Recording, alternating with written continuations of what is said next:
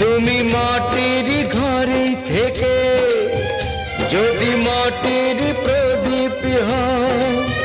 বা ময়ূর মহল জুড়ে যদি ঝাড়বাতি হয়ে রাও। তুমি মাটির ঘরে থেকে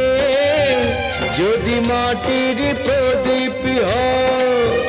বা ময়ূর মহল জুড়ে